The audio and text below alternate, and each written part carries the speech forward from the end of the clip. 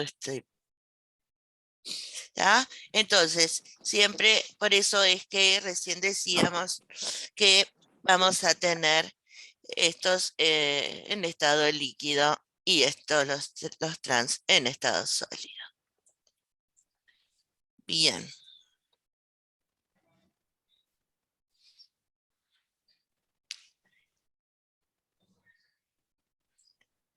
Vamos a borrar todo esto. Goma.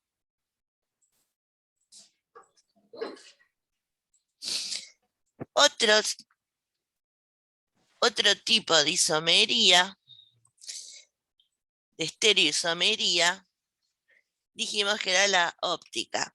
Y ahí encontramos a los denominados enantiómeros. ¿Qué son los enantiómeros? Son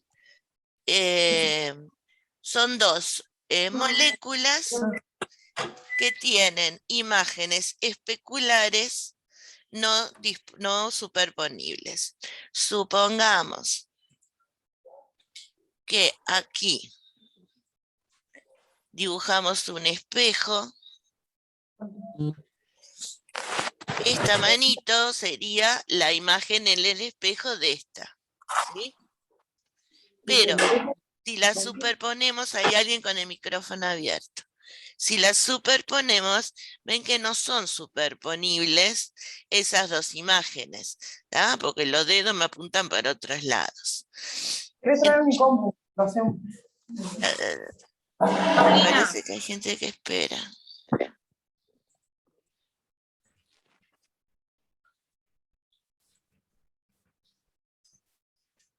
Ya los admití.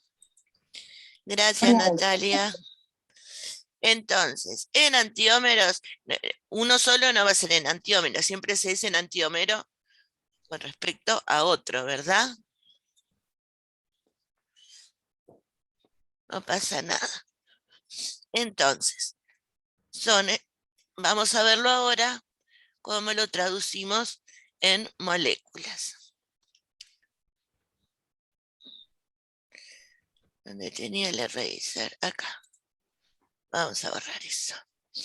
Entonces, si nosotros tenemos, esto no es un lípido, ¿esto qué es?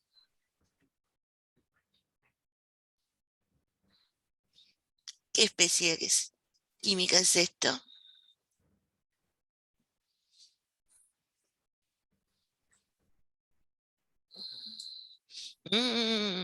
Grupo amino, grupo ácido, es un aminoácido.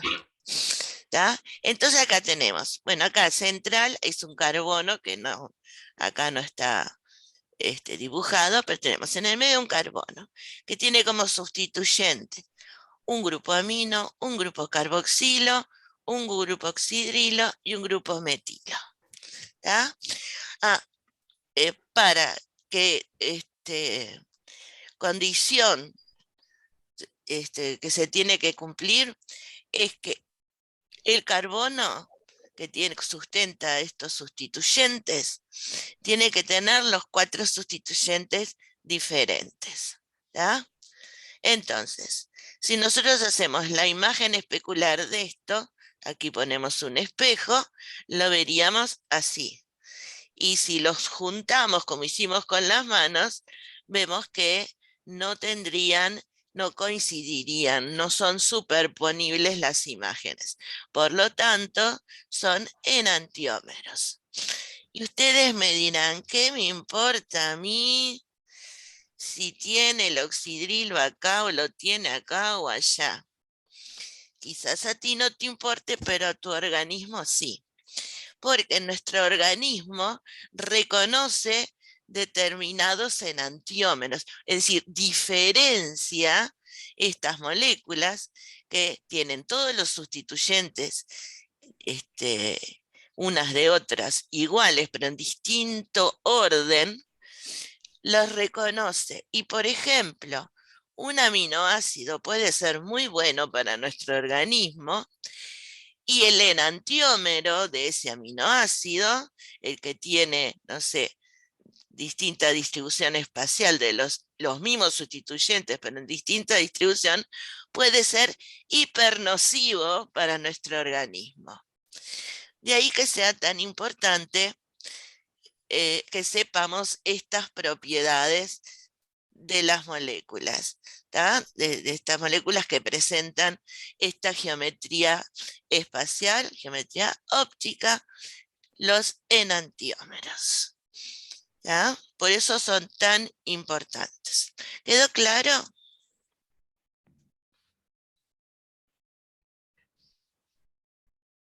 Ya tendría una catarata de cis en Big Blue Bottom. Bien. Entonces vimos. ¿Qué vimos? Nada. Ahora vamos a ver los lípidos simples. Saponificables y simples. Dijimos que los lípidos saponificables eran los que contenían, o sea, que los que se producían a partir de ácidos grasos, y que solo contenían carbono, hidrógeno y oxígeno. Esos son los saponificables simples. Dentro de los saponificables simples tenemos los acilglicéridos, que se forman a partir de un ácido graso y glicerina. Y los séridos, o las ceras, que están formados por un ácido graso, es decir, la molécula está formada a partir de un ácido graso y un monoalcohol de cadena larga, que quiere decir es un hidrocarburo cadena larga que tiene un solo grupo hidroxilo. Vamos a verlos. Esta es una molécula de glicerina. Está formada por 3 átomos de carbono y todos los carbonos sustentan grupos hidroxilo. Si yo hago reaccionar la glicerina con un ácido graso, puedo hacerlo con uno solo y entonces que acá reaccione con este oxidrilo, por ejemplo, y como resultante tendría un monoglicérido. Si reaccionase con 2 moléculas de ácidos grasos, tendría acá, y reaccionaría acá, y ahí obtendría un diglicérido. Y si reacciona 3 moléculas de ácido graso con cada uno de estos oxidrilos, voy a tener un triglicérido. ¿Ya? Estos ácidos grasos que reaccionan con la glicerina pueden ser los 3 iguales o pueden ser diferentes. ¿Ya? Lo más común es que sean diferentes. No me comí nada. Bien. Entonces, cuando son diferentes, se dice que son triacilglicéridos o triacilgliceroles mixtos. Vamos. En este caso, como la única partecita polar que teníamos en estas moléculas, que son en este caso los oxidrilos y en este caso el carboxilo, van a estar formando enlaces éster, ¿tá? Entonces perdemos toda solubilidad, es decir, no van a estar ionizados, por lo tanto van a ser moléculas apolares, las de los triacilglicéridos. Van a ser apolares, hidrofóbicas, prácticamente cero solubilidad en agua.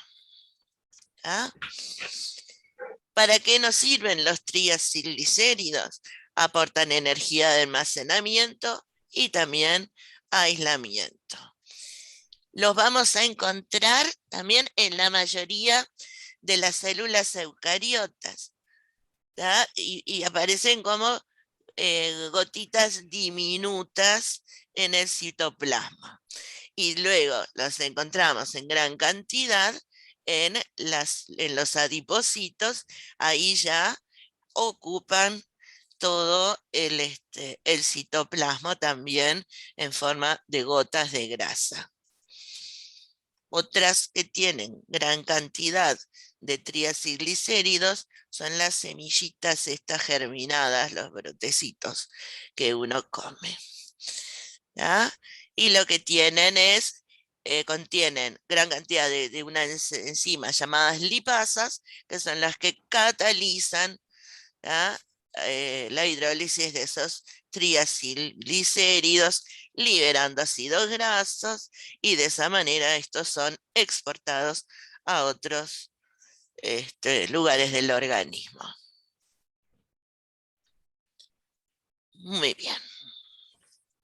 Y otra cosa interesante de los triacilglicéridos, no sé. Después decíamos, ¿cuándo? Vieron, estas cadenas, como en este caso, pueden ser saturadas o pueden tener insaturaciones, es decir, dobles enlaces. Cuando están formados por ácidos grasos saturados, tenemos los sebos, que son sólidos. Y cuando están formados con ácidos grasos insaturados en posición cis, ¿se acuerdan aquella que nos quedaba con el codito? Vamos a tener los aceites. ¿Está claro hasta acá?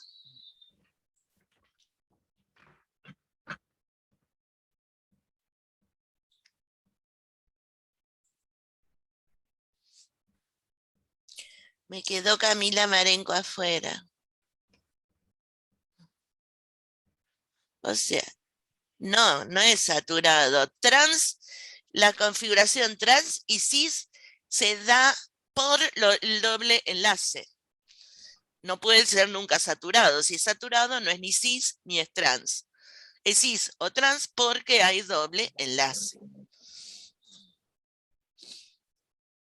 ¿Ah? Saturado, no hay doble enlace. Que son, por ejemplo, el ácido palmítico, todos esos que son. En el caso de los heridos, dijimos que íbamos a tener, se formaban a partir de un ácido graso y de un alcohol de cadena larga, un monoalcohol de cadena larga. Vieron, siempre la unión que se forma es una unión éster, ¿ya? Entonces me quedaría, esto que es larguísimo, imagínense lo largo que es esta molécula. Y estas son, por ejemplo, las ceras de abeja, que no me acuerdo cómo se llama el ácido graso muricítico o algo así, ¿no? Olvídate. ¿Ya? Esos serían los céridos, los ceras, por ejemplo, la cera de abeja. ¿Ya? ¿Alguna duda hasta aquí?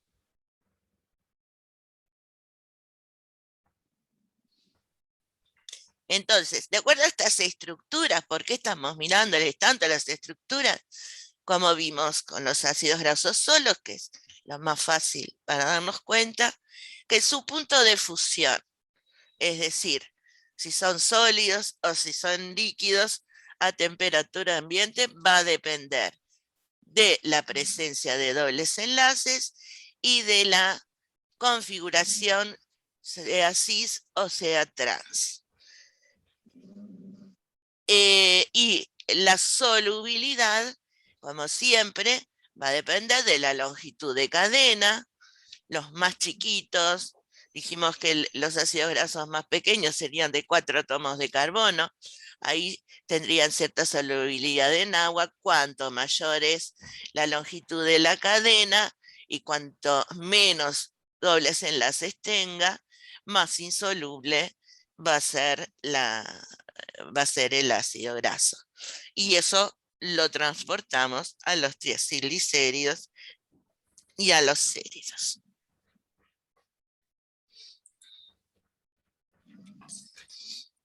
Tranquis que estamos terminando por hoy. En cuanto a los lípidos saponificables, seguimos con esa clasificación, estamos en los saponificables, que teníamos simples y teníamos complejos. ¿Cuál era la diferencia de los complejos?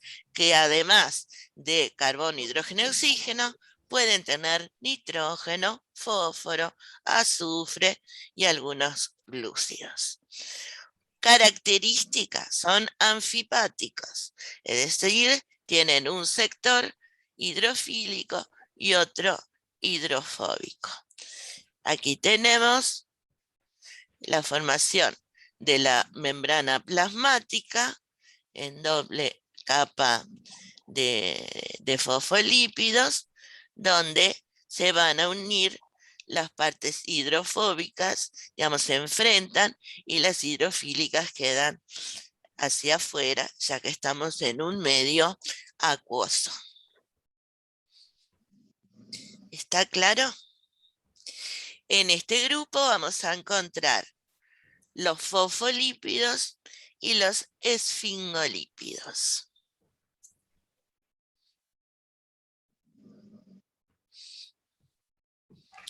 ¿Alguna pregunta?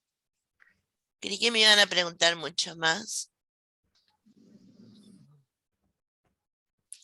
Dina Sass recién llega.